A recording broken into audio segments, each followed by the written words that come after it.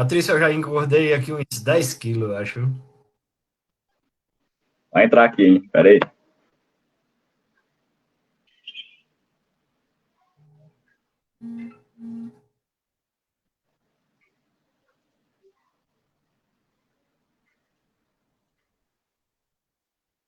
Ó, já entrou.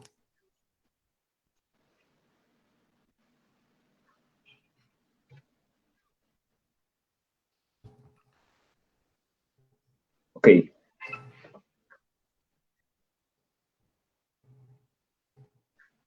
Ó, já entrou. Foi. Amém. A paz do Senhor, irmãos. É com alegria e satisfação que estamos aqui, mais uma vez, para adorar ao Senhor e também para participar do nosso culto de ensino. Já estão conosco aqui, nosso irmão Fernando, diácono Fernando, irmã Patrícia e o irmão Juan, esse casal de diáconos também. Nosso maestro Edson Roberto está aí também, já nos acompanhando. E o Gabriel estava aqui, mas caí. Ficamos felizes porque o cair é do homem, mas o levantar é de Deus. E logo Amém. após, ele deve estar retornando aí, que o sinal acho que estava fraco. Amém? A gente pede perdão aí por esses 5 minutinhos de atraso. Nós tivemos uma necessidade de ajuste técnico aqui, mas já estamos online. Para começar esse culto, nós vamos fazer uma oração. Irmã Cândida, da paz do Senhor, Deus te abençoe. Eu já quero convidar o nosso irmão Edson Roberto, que estará nos apresentando a Deus nesse momento, amém? Pai do Senhor para os irmãos, tudo bem? Oremos. Senhor, nosso Deus, muito obrigado, Senhor, por essa oportunidade de estarmos aqui, Senhor. Não importa onde estamos, Senhor, nos nossos lares, escutando essa live, Senhor, mas que Tu possa, Senhor, receber nossa adoração, fale aos nossos corações hoje, nos conforta, nos mostra que Tu tens cuidado de nós, Senhor. Abençoe as nossas vidas, é o que eu te peço e te agradeço em nome de Jesus. Amém. Amém. Glória a Deus. Já quero convidar o irmão Juan e a irmã Patrícia, que estarão adorando a Deus nesse momento. Aproveite. Paz do Senhor, irmã Miriam de Sá. Deus te abençoe. A irmã Esther disse que está tomando banho, já já vai entrar também aqui na nossa live. Hoje foi corrido, viu? Cheguei do trabalho em cima da marca, só deu tempo de tomar um banho aqui para estar junto com os irmãos com a maior alegria, adorando a Deus e falando um pouco sobre a palavra do Senhor. Vamos ouvir o louvor com a irmã Patrícia e o irmão Juan e acompanhá-los nesse momento de adoração ao Senhor. Amém. Pai Senhor, irmãos, glória a Deus. Vamos de corinho antigo hoje? Nesses últimos dias eu tenho cantado muitas canções antigas. A Bíblia diz que há tempo de tudo, há tempo para tudo. Tempo de colher, tempo para tudo. Mas para adorar ao nosso Deus é todo o tempo. E hoje nós estamos tendo um tempo maior. Então vamos adorar a Deus com aquela canção bem antiga que diz assim: como estamos aqui louvando a Deus, podendo exaltar seu santo nome. Como estamos aqui louvando a Deus, podendo exaltar seu santo nome. Tempo para isso, tempo para louvarmos a Deus, um só amor, um só Espírito. Tempo para isso, tempo para louvarmos a Deus, um só amor, um só Espírito.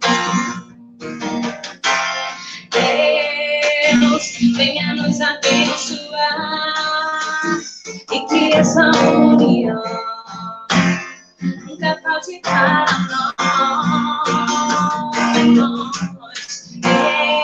Deus, venha nos abençoar e que essa união nunca falte para nós. Agora todo mundo junto cantando. Bom estamos aqui louvando a Deus, adorar, Senhor, podendo exaltar seu santo nome. Como estamos aqui louvando a Deus, podendo exaltar seu santo nome. Tempo para isso, tempo para louvarmos a Deus, um só amor, um só Espírito. Tempo para isso, tempo para louvarmos a Deus, um só amor, um só Espírito. Deus possa te abençoar, Deus, venha nos abençoar, e que essa união nunca pode para nós. Deus, venha nos abençoar, e que essa união nunca pode para nós. Aleluia, glória a Jesus. Vamos ser gratos a Deus por este momento de adoração e de união na presença dEle. Você possa exaltar o nome dEle, onde quer que você esteja. Vamos em tua presença, reunimos aqui, contemplamos tua face e rendemos a ti. Pois um dia a tua morte trouxe vida a todos nós, deu completo acesso ao coração do Pai. Não que separa mais, só não separa mais.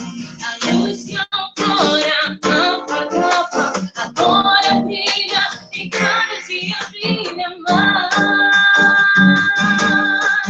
Só pra te adorar e fazer teu nome grande, grande, e te dar o louvor que é devido. Estamos nós aqui só pra te adorar. Só pra te adorar e fazer teu nome grande, grande, e te dar o louvor que é devido. Estamos nós aqui, aleluia. Estamos nós aqui para adorar, agradecer e exaltar o nome dele. Daí que nós estamos aqui. Amém. Glória a Deus. Agradeço a oportunidade em nome de Jesus. Amém. Glória a Deus. Estamos de volta. Está nos acompanhando aqui também. Um abraço para a irmã Wanda, a irmã Rebeca. Hoje não estão conosco aqui, mas estão nos acompanhando no Facebook. Também o irmão Fabrício, a irmã Denise, a irmã Poliana, Miriam de Sá, a noiva aí do irmão Gabriel Damasceno. Glória a Deus. Deus abençoe a todos os irmãos, tá? Em continuidade, nós estaremos lendo a palavra de Deus. Eu quero convidar, nesse momento, o diácono Fernando, que estará lendo a palavra oficial desta noite.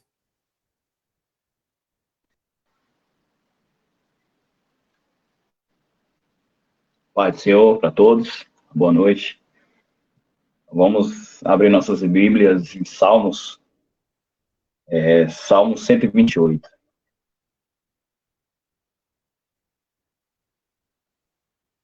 Amém? Eu vou dar início aqui à leitura, tá? Bem-aventurado aquele que teme ao Senhor e anda segundo os seus caminhos, pois comerás do seu trabalho das suas mãos. Feliz será e te irá bem. A tua mulher será como videira frutífera ao lado da tua casa. Os teus filhos como plantas de oliveira à roda da tua mesa. Eis que assim será abençoado o homem que teme ao Senhor. O Senhor te abençoará desde Sião, e tu verás o bem de Jerusalém em todos os dias da sua vida, e verás os filhos dos teus filhos e a paz sobre Israel. Amém? Vamos orar pela essa palavra, que Deus possa, nesse momento, estar abrindo nossos corações, abrindo nossa mente, para que as palavras aqui, né, nesse culto possam nos trazer cada vez mais do entendimento da palavra do Senhor. Amém? Pai, neste momento, te agradecemos, Senhor, pela presença de todos aqui. Te agradecemos, Senhor, porque tu tens tido misericórdia do seu povo, Pai amado. Pedimos a ti, Pai, que o Senhor possa cada vez mais, Senhor, nos dar entendimento para que podemos entender cada vez mais o que o Senhor tem a nos dar, Senhor, que é a sua palavra, Senhor, a sua palavra de vida. Assim nós te agradecemos, em nome de Jesus. Amém. Glória a Deus.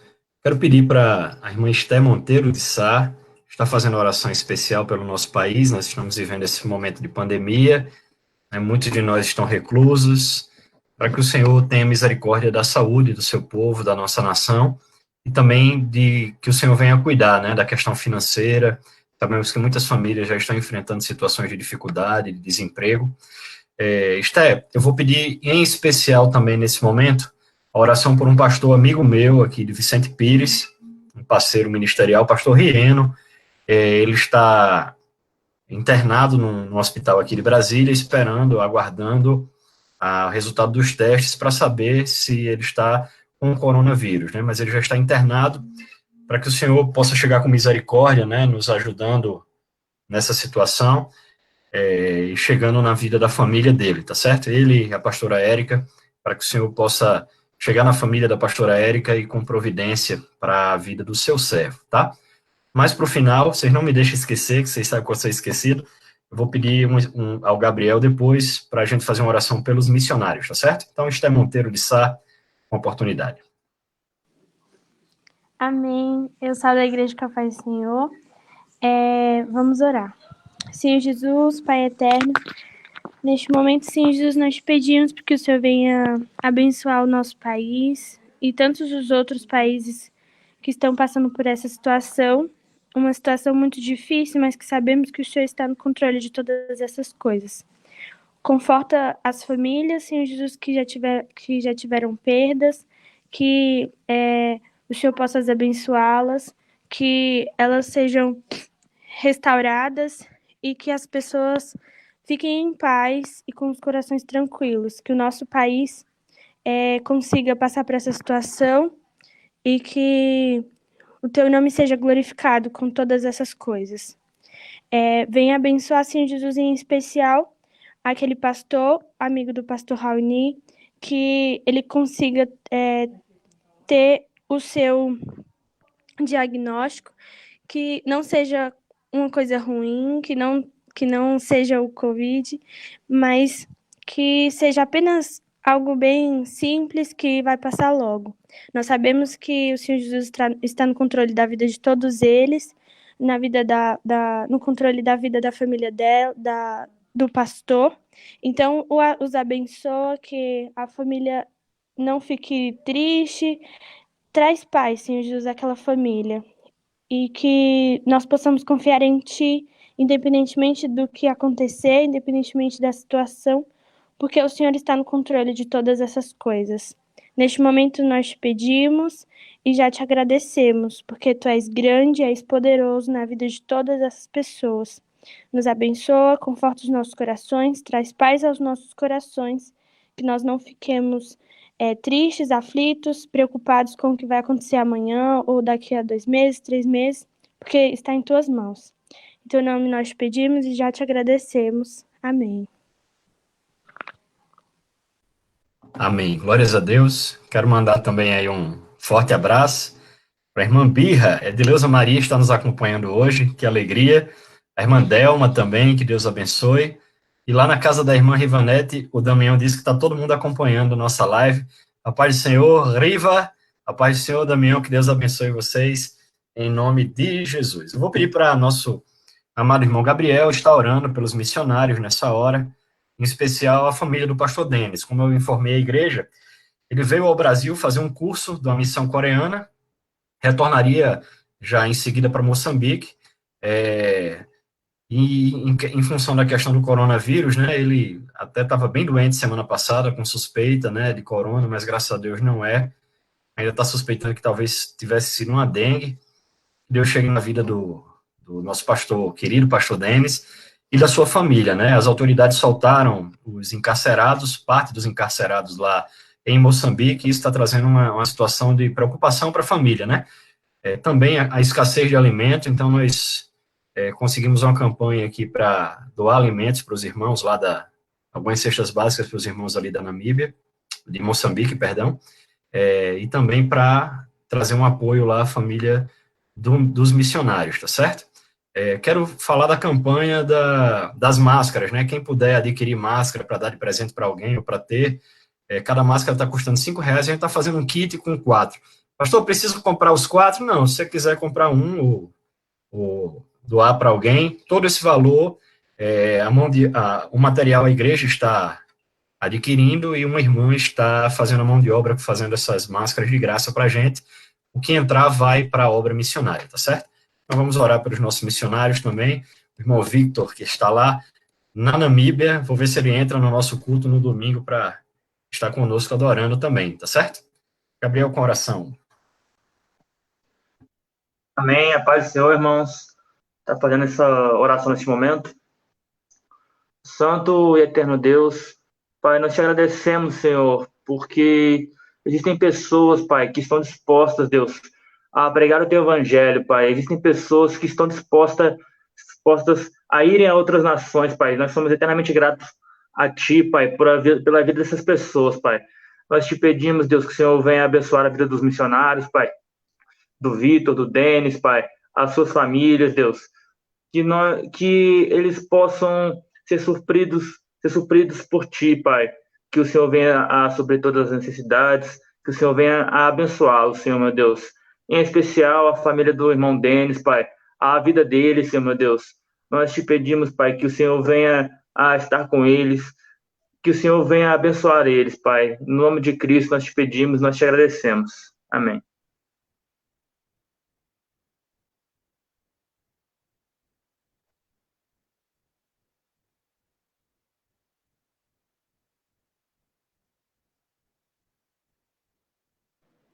Microfone, pastor. Só funciona se eu ligar o microfone, né? Quero mandar um abraço de novo para os irmãos aí no Facebook, tá? Vi que a irmã Elizabeth Garcia também está conectada conosco. Glória a Deus por isso, irmãos. Vamos começar a ministração da palavra. Sem perda de tempo, eu te convido para abrir a palavra do Senhor na segunda carta de Paulo a Timóteo, capítulo 3, vamos ler apenas um versículo número 16. 1 Timóteo, capítulo 3, verso 16. Aguardar um pouquinho aqui os irmãos acharem. Glória a Deus. Pode ser o irmão Eliette, Deus te abençoe. Amados, quem tiver precisando de algum apoio, ou de conversar mesmo, ou estiver sentindo necessidade de alguma provisão, não fique preocupado, entre em contato conosco, aqui a gente está como igreja se juntando para tentar ajudar todos os irmãos, tá? Em nome de Jesus. Já estamos começando, só esperar os irmãos acharem. O pessoal perguntou, eu gravo aqui no meu quarto, tá certo, irmãos? Aqui é meu quarto. Aquele aquário ali é o peixe que eu nunca sei se morreu ou se está vivo. Talvez ele já tenha até ressuscitado. É um beta aqui. O nome dele é Lavô Jack Monstro Marinho, segundo a Lara. Ok? Posso começar, gente? Todo mundo ok aí? E a palavra de Deus diz: toda a escritura é inspirada por Deus e proveitosa para ministrar a verdade, para repreender o mal, para corrigir os erros e para ensinar a maneira certa de viver. Vou repetir, tá? Toda a escritura é inspirada por Deus e proveitosa para ministrar a verdade, para repreender o mal, para corrigir os erros e para ensinar a maneira certa de viver. Alguém aí me perguntar, pastor, que versão é essa que o senhor leu que é um pouco diferente da minha? Eu li aqui na versão da King James, tá? É uma boa versão para quem quer estudar a Bíblia. Ok? Então vamos começar. Amados, estamos na sequência dos nossos estudos. A gente está aproveitando esse período de coronavírus, né, para tentar ministrar um pouco a respeito da organização e como funciona o Antigo Testamento, tentando apoiar os irmãos aí no estudo das Escrituras. A gente sabe que o Novo Testamento, às vezes a gente entende ser muito mais fácil de estudar. Por quê? Porque as coisas são mais diretas, porque você tem os evangelhos que contam as histórias de Jesus, porque Jesus está lá, né, é um personagem muito gostoso, assim, da gente acompanhar a história, a trajetória dele. Depois a gente tem uma história também muito legal de acompanhar, que é a história dos apóstolos, né, em Atos, os primeiros momentos ali da fé cristã. Alguns têm curiosidade com o livro de Apocalipse, as cartas pastorais têm conselhos muito práticos, mas o Antigo Testamento, irmãos, é algo glorioso para as nossas vidas. Primeiro, porque apresenta sombras daquilo que seria essa nova aliança que nós vivemos. E para entender de uma maneira mais profunda essa nova aliança, eu li 1 Timóteo? Não, 2 Timóteo, capítulo 3, verso 16, tá? Ok? Me perguntaram aqui, estou respondendo. Deixa eu ver quem perguntou. Foi a Esté. 2 Timóteo, tá, Esté? Então, às vezes, é muito mais fácil a gente ler o Novo Testamento. Quando a gente aconselha um novo convertido, aceitei Jesus, eu quero... Essa é para vocês decorarem, tá? Serve como estratégia de discipulado. Quero começar a ler a Bíblia. Por onde é que eu começo a ler a Bíblia, irmão Fernando? O irmão Fernando vai dizer, olha, comece pelo livro de João, tá certo? O Evangelho de João. É isso aí, Gabriel, muito bem. E depois, você lê o restante dos evangelhos, você volta para Mateus, Marcos e Lucas, tá? Porque o texto em João, ele é mais corrido, já expliquei para os irmãos que ele está escrito nos grandes diálogos, né? É uma conversa, muitas vezes, Jesus está tendo com pessoas.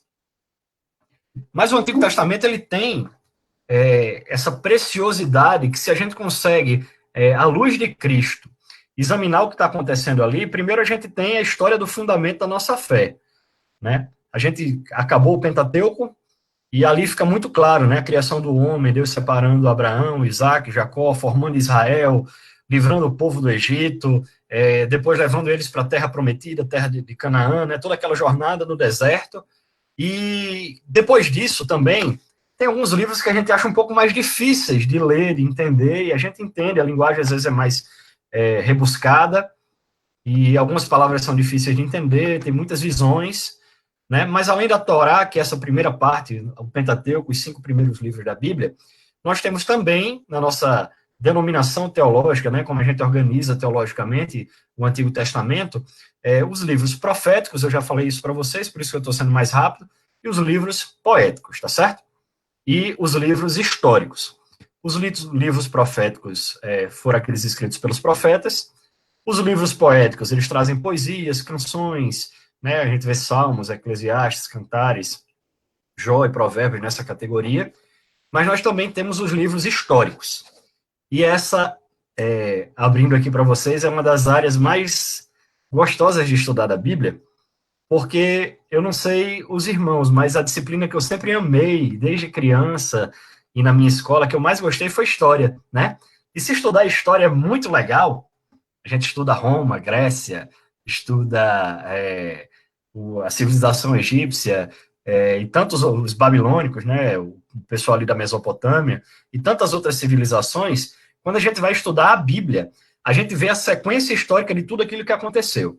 E o mais interessante é porque os próprios livros históricos seculares, eles confirmam os momentos, as transições, e essa é uma forma de mostrar, em primeiro lugar, que a Bíblia é um livro inerrante, né, a palavra de Deus, porque apresentando a história da humanidade, a história de Israel, nós vemos ali a interseção de Israel com várias civilizações, né, os babilônicos, os assírios, o pessoal lá de Canaã mesmo, o Império Persa, Medo-Persa, com os gregos, macedônicos. A gente vê várias interseções de Israel com esses povos. E a própria história vai relatar e confirmar que se a história de Israel está escrita com correção, né, de uma forma bem clara e verdadeira, esse é mais um indicativo que o restante da palavra do Senhor também serve para nosso alimento e que é uma palavra inerrante, tá certo? Vou começar a falar, Pai do Senhor, irmã Rita, eu vou começar a falar um pouco sobre os livros históricos. É um assunto mais pesado e eu vou no ritmo dos irmãos, tá certo? Quem tiver dúvida, tanto aqui quanto no Facebook, eu estou tentando acompanhar os dois ao mesmo tempo, eu vou tentando explicar aqui, tá certo? Vamos lá.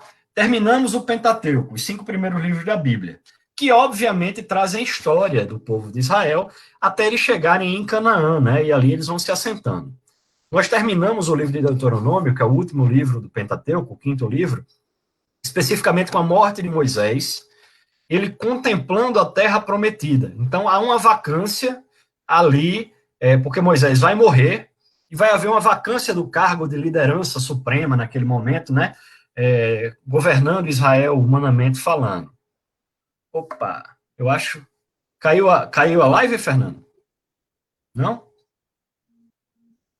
Só um segundo, irmãos.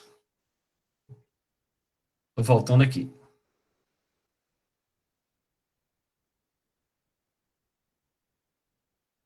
Opa, voltamos, perdão. E quando a gente vai ver esse episódio, né, ali Moisés ele vai morrer sem entrar na Terra Prometida, nós já falamos o motivo, né? E naquele momento Deus vai suscitar uma nova liderança. E essa liderança será Josué, ok? Josué, filho de Num, é uma figura bíblica muito importante, o nome original dele é Oséias, tá certo? E Josué significa o Senhor é salvação. É um acrônimo também no nome do próprio Jesus Cristo, que significa o Senhor é salvação, tá certo? É uma derivação do nome de Jesus. Ele vai ser o homem usado por Deus, ele foi um servo fiel de Moisés, um líder guerreiro, que apoiava diretamente Moisés, e ele vai ser levantado por Deus para poder trazer o povo à conquista da terra prometida logo após a morte de Moisés. O primeiro livro histórico que nós queremos relatar, para ficar eu vou tentar uma linha cronológica para ficar fácil de entender a história da Bíblia, tá? É o livro de Josué, escrito pelo próprio Josué, tá? Ele inicia com esse momento de indefinição em que Josué ele vai ser levantado por Deus e Deus vai falar assim para ele: meu servo Moisés é morto, Moisés morreu. E nesse momento ele vai levantar Josué como líder de Israel. Por isso que o início de Josué, todo o aniversário de pastor, aniversário de crente, a gente lê Josué 1, né? Tem bom ânimo. Porque Deus ele está exortando Josué naquele momento a ele se levantar como líder do povo e diz a ele: olha, da mesma forma que eu fui com Moisés, eu vou ser contigo. Agora numa missão diferente, talvez, para alguns teólogos, ao entendimento, até mais complexa. Porque, assim, Moisés teve uma dificuldade enorme de administrar um povo migrando, uma massa, né, de 3 milhões a 6 milhões de pessoas, migrando no meio do deserto. Josué, ele vai ter que pegar estas pessoas, atravessar o Rio Jordão, que é a primeira barreira física, né, que ele vai encontrar. Era um rio que estava no seu período de cheia, transbordando em suas margens, com sua maior profundidade. Ele ia ter que atravessar esse rio com todo esse povo e já se encontrar com sua primeira grande barreira humana, que era uma cidade construída e fortalecida, chamada de cidade de Jericó, tá certo? Então, Josué ele vai atravessar o Jordão e vai se encontrar do outro lado do Jordão com a cidade fortaleza de Jericó. Um fato muito importante, irmãos. Eu não sei se já pararam para prestar atenção nisso. O primeiro grande sinal depois da saída do Egito que Deus era com Moisés foi aquela música que a Patrícia gosta muito de cantar, até falar sobre isso, o momento em que ele se encontrou diante do Mar Vermelho, né? Eis o mar! Faraó vinha atrás, uma coluna de fogo durante a noite guia Israel, os carros de Faraó no meio do caminho, quebrados, paravam, né? O mar vai se abrir quando Moisés vai se colocar diante do Mar Vermelho. Da mesma forma, Deus faz um milagre com características semelhantes para mostrar que, assim como era com Moisés, ele era com Josué. e vai haver uma abertura, na verdade, um represamento do Rio Jordão no seu maior momento de cheia, para que o povo de Israel pudesse passar pelo Rio Jordão. Entenderam a ligação direta entre um fato e outro? Deus abre o mar para Israel passar com Moisés. Deus faz o povo também passar a pé enxuto no Rio Jordão, ok? Chegando do outro lado, nós temos essa cidade fortaleza, murada, altíssima, chamada de Jericó. E aí vai começar o processo de conquista da terra prometida por parte de Josué e do povo de Israel. Isto não é porque Deus disse que algo é seu, que você vai ficar deitado em casa aí, né, tomando sorvete do Chiquinhas. Chiquinho, melhor sorveteria de Brasília, e eles não pagaram nada por falar isso, tá certo? Aquele shake mix de ninho trufado, o melhor sorvete que já existiu na história. Não é porque Deus te prometeu alguma coisa que você vai esperar deitado sem fazer nada. Pelo contrário, Deus nos exorta a termos bom ânimo e lutar por aquilo que Ele tem dado em nossas mãos. E a primeira grande batalha, com vitória, é a batalha que nós vemos na cidade fortaleza de Jericó. Por que a cidade fortaleza? Porque era uma cidade que seus muros eles eram muito fortalecidos, inclusive com a existência de casas, de lugares para as pessoas morarem. Eu podia falar ponto a ponto do livro de Josué, né, a tomada de Ai, e vários outros pontos, né, Caleb conquistando Hebron e várias outras conquistas, mas eu quero me deter em 2 pontos principais. Primeiro, há um apontamento muito bonito para o plano de salvação de Deus, porque na cidade fortaleza de Jericó, nós temos uma mulher chamada Raabe, uma prostituta, que ela mora sob essa muralha, e quando os espias vão a Jericó, ela ajuda esses espias a se esconderem para que eles possam voltar em segurança. E há uma promessa feita de que quando Deus derrubasse as muralhas de Jericó, a casa de Raabe, ela seria preservada. E para isso ela tinha que botar um fio escarlate, um tecido escarlate, na sua janela, tá certo? Então vamos lá.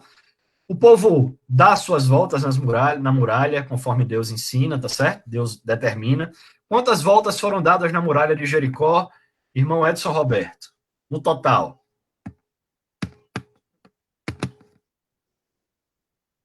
Tem que ligar o microfone, senão não funciona. Desculpa. Foram 6 voltas em cada dia. No 7º dia foi 7 voltas. Isso, então, muito 13. bem. 13 voltas, muito bem. Tem gente que fala que foram 14, né? Eles não contam que foram 6 dias com uma volta, mais 7 dias no dia que a muralha, que eles gritam e a muralha cai. E da forma que foi prometida, a família de Raabe, ela é preservada da queda da muralha. Imagina aí toda a muralha caindo e somente aquela casa sendo preservada na queda da muralha, tá certo? Por que isso é importante, irmão Gabriel Damasceno? Em primeiro lugar, porque mostra que há uma tipologia, né, o fio de escarlate, né, que representa o sangue, da mesma forma que a gente viu o sangue sendo colocado nos umbrais das portas, ele foi uma marca, um apontamento daquilo que Jesus faria por nós, né? Na casa onde houver o fio de escarlata, que é o sangue de Jesus, né, a presença, haverá salvação. Nós somos a casa, e se houver em nós um fio de escarlata, que é crer em Jesus Cristo, que ele morreu pelos nossos pecados, nós seremos salvos. Segundo fato, Raabe, ela não era hebreia, tá certo? Mas ela vai ser incorporada casando com um homem da tribo de Judá.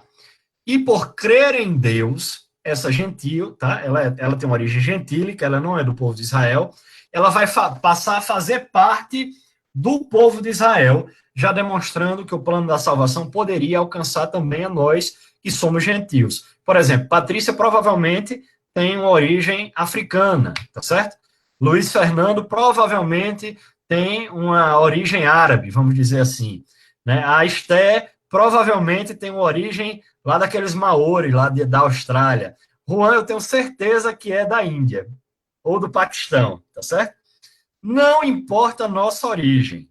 Eu já falei 1000 vezes para a igreja que minha avó dizia que eu era judeu, eu acho que é por causa do tamanho do meu nariz, tá? Não sei se eu sou, mas independentemente de eu ser judeu ou não, o que aconteceu com Raabe me dá segurança de que Jesus também salva os gentios quando eles creem em Deus, em Cristo como seu Salvador, ok? E ao ser incorporada à tribo de Judá, nós vamos ver um fato muito interessante acontecer. É porque Raabe, essa gentílica, ex-prostituta, vai ser incorporada, irmã Dulcina, à linhagem de Jesus, ok? Então, não importa a sua origem, o que você era antes de ser crente, de onde você vem, quem é o seu pai, quem é a sua mãe, o que é que você fazia, qual era o seu pecado. Da cruz de Cristo para frente, você tem esperança de vida eterna e você pode ser resgatado pelo sangue do Cordeiro, tá certo? Amém? Glória a Deus por isso? Show de bola. Segundo ponto muito importante que nós temos aqui no livro de Josué para destacar para os irmãos, tá? Terceiro, na verdade, né? O primeiro é que nem sempre a gente vai esperar sentado. Às vezes Deus manda a gente ir atrás para conquistar. Então vai estudar, vai trabalhar, vai correr atrás. Deus é contigo, mas a gente tem que lutar e ter bom ânimo, tá? O segundo é que não importa a sua origem, de onde você vem, Deus ele tem poder para nos salvar. E o terceiro é que Deus é conosco no processo de conquista das coisas que ele prometeu para nós, tá certo? Nós terminamos o livro, temos vários conflitos, eu podia falar de um monte de coisa aqui, tá? De Caleb, merecia um estudo só sobre a vida de Caleb. Eu falo para a Sara que se eu tiver outro filho, o nome dele vai ser Caleb, que é um homem incrível que a palavra de Deus relata. Mas é importante destacar que quando o livro termina, o povo que era nômade, o que é nômade, Edson Roberto, vai cair no Enem, tá certo? Nômade é um povo que não tem terra fixa, ele vai migrando, tá certo? Então, o povo que era nômade no deserto, né? E antes, lá em Canaã, mesmo Abraão, Isaac e Jacó também eram homens e um povo nômade, eles vão agora ter território fixo. Isso é muito importante para a formação do Estado de Israel. Então, a partir de Josué, nós temos o Estado de Israel se consolidando e o povo já pecando, adorando a outros deuses, tá certo? Por isso que lá no final, nós temos aquele discurso maravilhoso, muita gente prega, né? Vocês escolhem se vão adorar os deuses da além do Jordão ou daqui, mas eu e minha casa serviremos ao Senhor. Então, termina com esse grande discurso de Josué, querendo deixar a casa em ordem antes de morrer, e o povo adorando somente a Deus. É isso que acontece, diácono Mateus Martins Lopes? Claro que não. O que é que vai acontecer? Você vai entrar em outro período da história de Israel, tá certo? Que é o período dos juízes. Eu vou ver se pelo menos dos juízes eu consigo encerrar hoje, tá? E como é que funcionava esse período dos juízes? Os juízes eram líderes militares e civis que Deus levantava no meio do povo. A gente pode citar vários deles, tá certo? Sansão, Samuel, Jefté, Débora, e vários outros juízes foram levantados. Para resumir bem o livro, você tem 7 ciclos, tá certo? Em que Deus levanta a nação, você tem um juiz ali, você tem 7 ciclos de conjunto de juízes, tá? E o que acontece é o seguinte, o povo peca, cai, Deus manda os inimigos e provações, o povo se converte, né? Quando o povo se converte, Deus abençoa o povo, passa um tempinho, o povo cai, né? E aí esse ciclo de pecado, prova, perdão, que a gente vê durante o ciclo dos juízes do povo de Israel. Ele tem várias lições aqui no livro de Juízes para nós, irmãos. O primeiro é que nós devemos ser servos fiéis a Deus, tá certo? Que a intenção de Deus é nos abençoar, mas nós temos que ser servos fiéis ao Senhor, ok? Os juízes, nós também temos uma característica muito forte, é que quando nós clamamos por socorro, Deus levanta esse socorro para nós, às vezes nos lugares mais improváveis. O exemplo é Gideão, né? Gideão está com medo, malhando trigo no lagar. Não sei se você já pararam para prestar atenção nisso, mas é algo interessante. O lagar não era o lugar de malhar o trigo, de preparar o trigo para fazer o pão, mas era o lugar de pisar a uva. Então, se ele estava no lagar malhando trigo, ele estava se escondendo, porque não era a época da safra de vinho. Ele estava no lugar em que não iam procurar alguém. Ele está malhando trigo escondido lá, ok? E por estar malhando trigo escondido no lagar, ele está com medo e se escondendo. E como é que Deus vai falar a respeito de Gideão? Ele vai chegar para Gideão e vai falar, varão valoroso, Deus é contigo, né? Então, às vezes Deus nos vê da forma que a gente nem é ainda, sabe, Dinho? Mas naquilo que nós vamos nos tornar quando ele fizer a obra na nossa vida. Deus tinha tudo para falar: ei, caba frouxo, o que é que você está fazendo escondido aí? Não é isso? Mas, pelo contrário, ele já começa animando o Gideão, falando: varão valoroso, o Senhor é contigo, varão valente. E ele vai levantando o Gideão num processo de animação para que ele seja usado por Deus. Olha, vou falar uma coisa: qualquer pessoa que dê lugar pode ser usada por Deus. Tem gente que fala: pastor, não sei pregar, não sei falar, não sei dizer. É o complexo de Gideão, a gente vê isso em Jeremias, vê isso também em Josué. O homem para e disse em nome de Jesus. Glorioso. Mateus é varão valoroso. By Sheila. Vai ser o irmão Felipe, Deus te abençoe. Deus pode usar qualquer um de nós, irmãos, desde que nós demos lugar ao Senhor. Obviamente, nós temos nossas habilidades naturais, mas o Senhor, ele vai nos fortalecendo, ensinando, animando, ele vai projetando aquilo que ele quer que a gente se torne, tá certo? Então, bora lá. Gideão vai falar: olha, eu sou o menor da minha casa, que é a menor de Israel. Ele vai botar uma série de desculpas diante de Deus.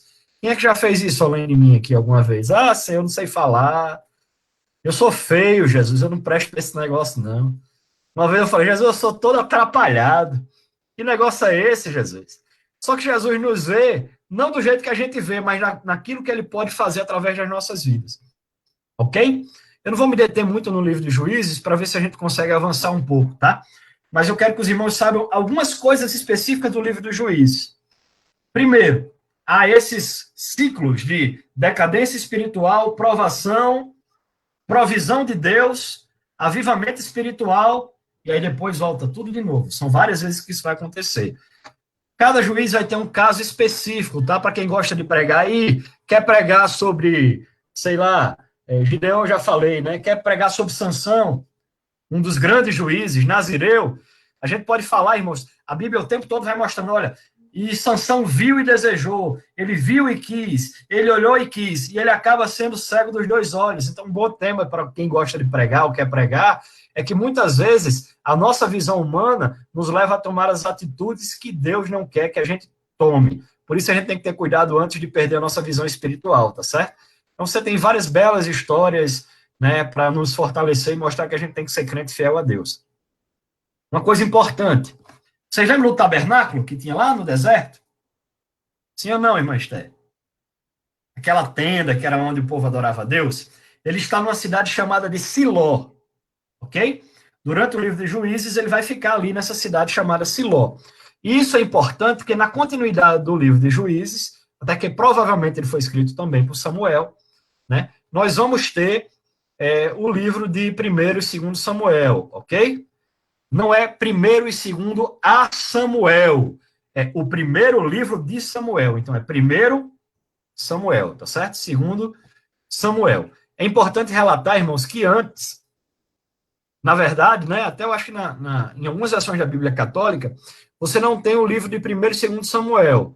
Você vai ter o 1º Samuel, o primeiro livro dos reis, 2º Samuel, o segundo livro dos reis, aí depois você vai ter 3º e 4º livro dos reis. Na nossa organização, a gente tem 1º e 2º Samuel, 1º e 2º reis.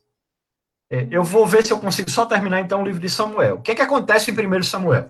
Nós vemos o povo, isso já havia sido profetizado ainda lá na Torá, rejeitando a Deus e querendo, da mesma forma das outras nações, ter um rei para si. Todas as nações ao redor tinham rei, e o povo estava rejeitando a Deus e querendo um rei para si.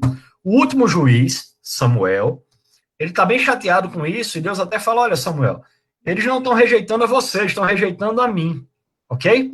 E Deus vai suscitar da tribo de Benjamim, repita comigo, Benjamim, da tribo de Benjamim, Deus vai suscitar um varão que a Bíblia fala que do pescoço para cima, ninguém se igualava a ele. O bicho era bonito, não era, né?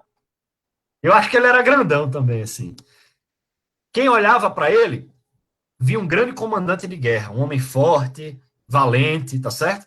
Que Deus tira de uma tribo que tinha passado por uma grande vergonha, e Deus vai escolher a Saul para ser o primeiro rei de Israel. Qual era o maior problema de Saul, irmão Juan de Sá? Muito bem, Juan, é porque ele era medroso, tá certo? E como Saul era medroso, ele tinha uma grande dificuldade de desagradar as outras pessoas. Alguém tem esse problema também? Cuidado, tá? Todo mundo acha só que Saul era desobediente. Ah, Saul é desobediente, pastor. Deus mandava fazer, ele não fazia, mas tinha um motivo para isso. Você vê ele saindo atrás das jumentas do pai e o potencial daquele homem. Saul profetiza, Deus enche Saul do Espírito Santo de Deus, né? Como é que ele acaba daquele jeito? Primeiro, porque ele tinha medo de perder a Bíblia. Perdão, de perder a batalha. Sheila me mandou alguma coisa aqui, deixa eu ver o que ela falou. A Bíblia Católica tem 1º e 2º Samuel. Eu falei algumas versões, tá, irmã Sheila? Segundo, você vê Saul, ele ter medo e se esconder na bagagem das mulas e dos animais, né? Então, na hora de ser ordenado rei, no momento principal da vida dele, ele está se escondendo novamente. Ele tem medo porque Samuel está demorando a chegar, ele tem medo de perder a batalha, o povo faz uma pressão nele, ele vai lá e faz o que ele não deveria fazer, ele sacrifica. Ele tem medo porque perdeu Samuel da vida dele, quando Samuel morre, aí ele vai atrás de uma pitonisa, né, de uma feiticeira, para ver se Samuel fala com ele. Então, a vida de Saul tem um ciclo de medo, tá certo? Por isso que nós vemos ele ter medo de Davi tomar o trono dele, quando Deus levanta Davi, de desagradar a Deus. Mas em determinado momento da vida de Saul, nós vemos Deus levantar outra figura bíblica improvável, que foi o rei Davi, né? Ele ainda era um jovem, adolescente, alguns informam. Ele era um adolescente que cuidava das ovelhas do seu pai, e a Bíblia é muito clara de dizer que ele estava cuidando das ovelhas do pai, enquanto Samuel chega e está procurando entre os filhos de Jessé quem ia se tornar rei de Israel. E aí manda ele correndo, né, manda alguém correndo chamar ele, que todo mundo só vai comer a refeição quando Davi chegar, tá certo? E é muito importante isso, irmãos, porque às vezes eu vejo a Esther, né, a Esther é uma doidinha, é pequena, né, Miriam, é pequena, compra roupa lá na Marisol, na Lilica Ripelica, ou olha a origem de alguém, não, fulano, a profissão dele é muito simples, ele só está cuidando de ovelhas, mas a palavra diz que Deus contemplou Davi quando viu ele atrás das malhadas, né? Então Deus ele está nos observando em todos os momentos, irmãos, tá certo? Buscando um coração fiel, com desejo de fazer sua obra, sua vontade. E nós vemos na continuidade do livro de Samuel, Deus forjar e levantar Davi, mesmo com a promessa perseguido, humilhado, tentaram assassiná-lo, mas Deus ser com Davi em vários momentos. E depois que Saul morre, o reino fica dividido durante um momento, mas cerca de 30 anos depois da promessa, nós vemos Davi se tornar rei sobre todo Israel, tá certo? E é muito importante isso, porque nós vemos a partir do reinado de Davi uma consolidação e expansão territorial de Israel conforme nunca existiu antes. Essa expansão vai continuar ainda em Salomão, mas quem consegue organizar bem o exército, organizar bem as coisas, organizar a nação de uma forma muito estruturada, é Davi, né? Davi, a Bíblia fala que ele é um homem segundo o coração de Deus. Por que será? Ele não pecou, ele não se prostituiu, ele não colocou um homem em frente da batalha para morrer, mas, na verdade, Deus via o coração de Davi, que se arrependia e buscava fazer a vontade do Senhor em todas as coisas. Davi tinha um sonho, irmão Juan, de construir um templo para o Senhor, porque o tabernáculo, ele era uma estrutura que, na visão de Davi, não estava à altura do seu Deus. Só que Deus não permite que Davi construa esse templo, mas Davi recebe da parte de Deus várias informações de como seria esse templo, e ele se habilita a reunir material para que o templo fosse construído posteriormente. Isso é uma lição muito gloriosa. Não é porque eu vou deixar de fazer alguma coisa, ou porque algo não é minha responsabilidade, que eu não vou fazer algo para poder ajudar, tá certo? Tem muita gente que quer o mérito daquilo que está fazendo. Só vou fazer se o mérito for meu. Davi, ele desenhou o templo, juntou material para que outra pessoa, seu filho Salomão, viesse a construir o templo ao Senhor, tá certo? Já quero partir aqui para os finalmente, entrando no reinado de Salomão. Salomão é filho de Davi com Batseba, a mulher que ele pecou, tá? O primeiro filho deles vai morrer, Mas Deus vai escolher Salomão para reinar no lugar de Davi. Deus é muito claro quando fala isso para Davi. Tá? Uma promessa que Deus fala para Davi também é que o trono nunca se arredaria da casa de Davi. Tá certo? Então, nós vemos, a partir de Salomão, até Jesus Cristo, o cumprimento da promessa de que sempre haveria alguém da casa de Judá que herdaria o trono. Obviamente, é uma interrupção durante o exílio babilônico, até que venha o rei dos judeus verdadeiro, que é Cristo Jesus, tá certo? Mas, enquanto houve Estado de Israel, ou tribo de Judá, formalmente, sem o domínio de outros povos, nós vemos sempre ter um sucessor da casa real de Davi na linhagem do trono. Isso é muito importante, porque através dessa linhagem de Davi, Deus vai suscitar Cristo Jesus, o nosso Salvador. Deus ele vai levantar Salomão, que vai continuar a expansão do império, a organização militar, cívica, processual desse grande império. Né? Nós não vamos entrar aqui nas falhas de Salomão. Ele pecou, a gente sabe que ele teve muitas mulheres, muitas concubinas, né? Mas Deus usou Salomão de uma maneira poderosa para engrandecer Israel, e é com Salomão que a gente tem a construção do Templo de Salomão, não é aquele lá do Brás, não, tá certo? Os irmãos que já foram lá tirar foto na frente, tem uns irmãos aqui que estão no grupo que já tiraram foto, né, Luiz Fernando? Ele construiu um templo ao Senhor. E esse templo era uma versão gigantesca do que era o tabernáculo, dividido em lugar santo, santíssimo, tá certo? Átrio, era uma construção gloriosa que vai ser destruída. Eu vou depois continuar a história dos reis de Israel para vocês no próximo culto, tá certo? Só quero dizer que após Salomão, o reinado de Salomão, nós vamos ter uma cisão do reino de Israel. Ele vai ser dividido no reino do norte, que é Israel, e o reino do sul, chamado de Judá. Judá só vai ter duas tribos, a própria tribo de Judá e Benjamim, e a tribo de Levi, servindo com os sacerdotes e levitas, tá certo? E as outras tribos, elas vão ficar no norte, e vai ser dividido, a tribo do sul vai ficar com o filho de Salomão, Roboão, e a tribo do norte vai ficar com Jeroboão, que não tem nada a ver com Davi, e depois eu explico a ascendência deles para vocês, tá certo? Beleza? Eu sei que é muita coisa, eu sei que foi rápido, tudo que eu fui parando aqui dava para abrir e falar um monte de coisa, mas eu tentei ser o mais objetivo possível nessa linha cronológica, tá? Irmã Esté tem uma pergunta, eu abro a palavra para ela. Pastor, deixa eu perguntar uma coisa para o senhor. Tem alguns livros que eu fiquei na dúvida quando o senhor falou, porque o senhor estava falando que teve aquela parte de Davi, o reinado dele, e aí depois entra o reinado de Salomão, desculpa. E aí entra o reinado de Salomão. Só que aí então, só que essas coisas todas acontecem no livro de Samuel. Tá, vou falar para ficar bem mais fácil de entender. Primeiro... deixa eu falar só outra coisinha antes, rapidão, só para... porque a minha dúvida, na verdade, é o seguinte... o livro de Salmos e o livro de Samuel, se essa história de Davi tiver no livro de Samuel, foram escritos juntos, tipo, na mesma época, mais ou menos? Primeiro e segundo Samuel, tá certo? Boa parte dessa narrativa foi escrita por Samuel, mas Samuel ele vai morrer no meio da história. Então alguém vai continuar a escrita desse livro, segundo Samuel. O que é que primeiro Samuel traz Saul e o reinado de Davi, tá? Toda essa guerra pelo reino e o reinado de Davi. Joia? Depois você entra no livro de Primeiro e Segundo Reis.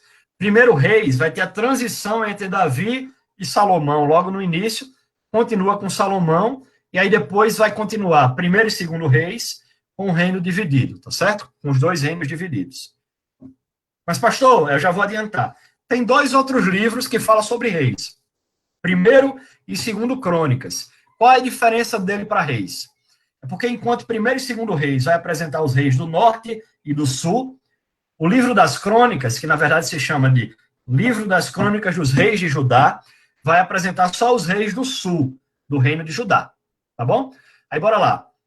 Os Salmos, ele não vai ser escrito todo de uma vez, tá, Estazinha?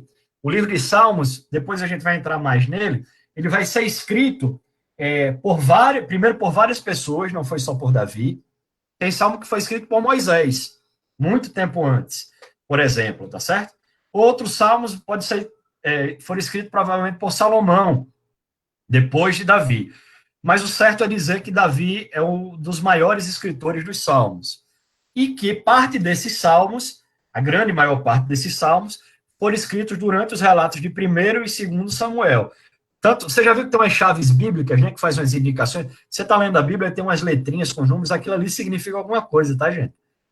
Ele faz referência a momentos que Davi está vivendo, que ele está cantando no livro de Salmos, aí faz a referência de quando ele viveu aquilo em 1º e 2º Samuel e no começo de 1º Reis. Pegou? Pegou a visão, como diria Mário Neto? Mais alguma pergunta aí, gente?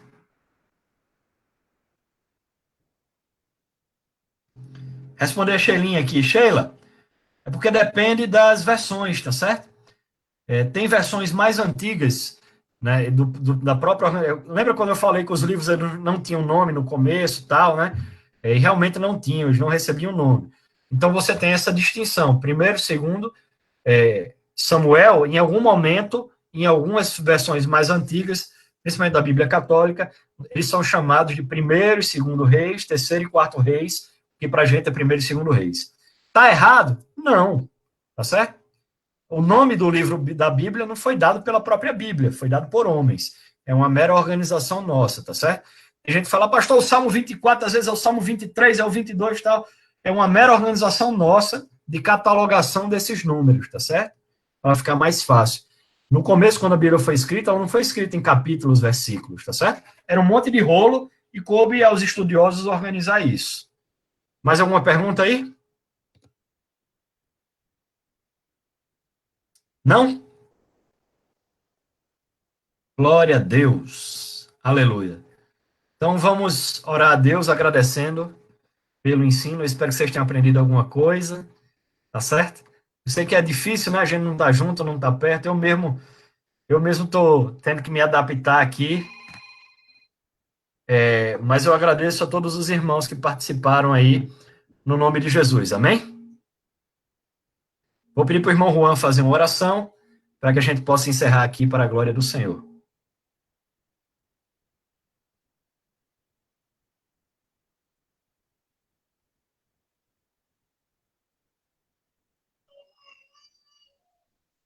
Amém. Oremos. Senhor, eu venho te pedir, Senhor, que o Senhor venha abençoar, Senhor, que o Senhor venha guiar cada um. Nós viemos te agradecer por mais essa noite, Senhor, que o Senhor venha trazer a sua palavra nos nossos corações e que essa palavra venha penetrar e que nós viemos, Senhor, aprender a cada dia mais e mais e buscarmos mais e mais da sua palavra, Senhor, para que nós viemos seguir segundo o seu entendimento. E que o Senhor venha, Senhor, nos dar a capacidade de superar essa crise, Senhor. E que o Senhor venha nos dar força, Senhor. Porque nós sabemos que brevemente nós estaremos juntos de novo e poderemos, Senhor, te louvar junto na sua casa. É o que nós te pedimos, Senhor. Dê uma noite de paz, Senhor, uma semana de paz. E agradecemos por tudo nessa noite. É o que nós te pedimos. Amém.